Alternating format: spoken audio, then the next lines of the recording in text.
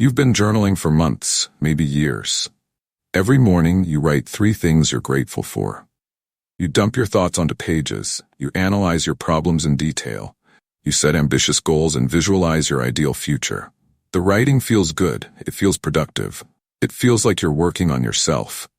But here's the uncomfortable truth. You're still dealing with the exact same issues you were writing about 6 months ago.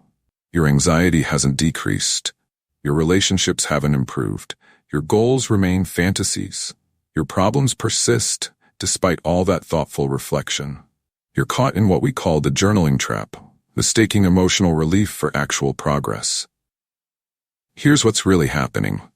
When you write about problems, your brain gets temporary relief. The pressure valve releases. You feel like you've processed the issue. But feeling better and getting better are completely different things.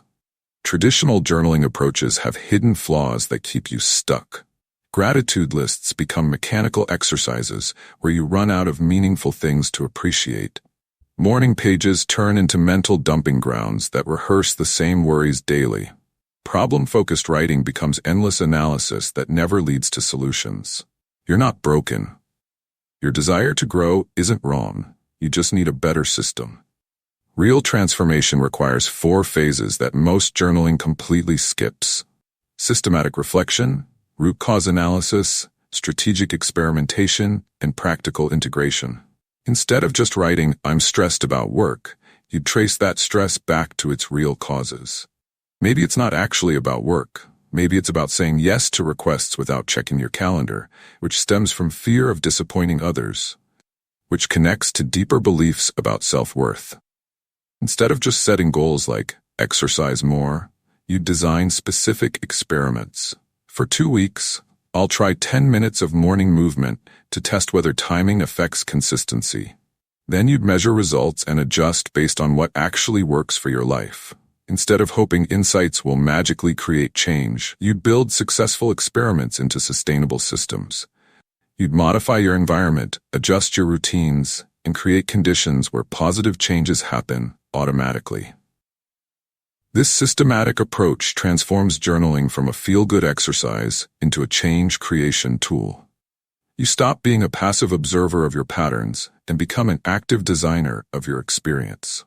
The goal isn't to write better thoughts about your problems. The goal is to stop having the same problems to write about. Your mind isn't a machine to be programmed or a problem to be solved. It's a complex system that responds to the right conditions and approaches. When you work with your mental system instead of against it, transformation stops feeling forced and starts feeling natural. Sometimes the most powerful thing you can do is close your journal and engage with life directly.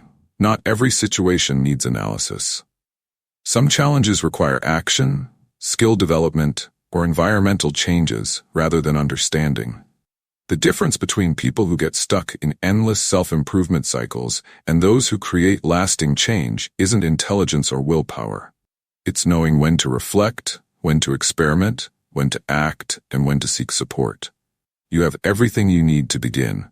You can observe patterns that aren't serving you. You can understand why those patterns exist.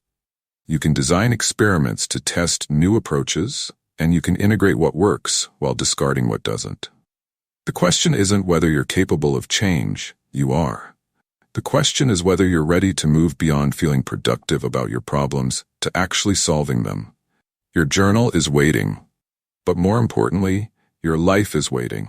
The life where you're not just documenting your experience, but consciously designing it. Stop writing about the person you want to become.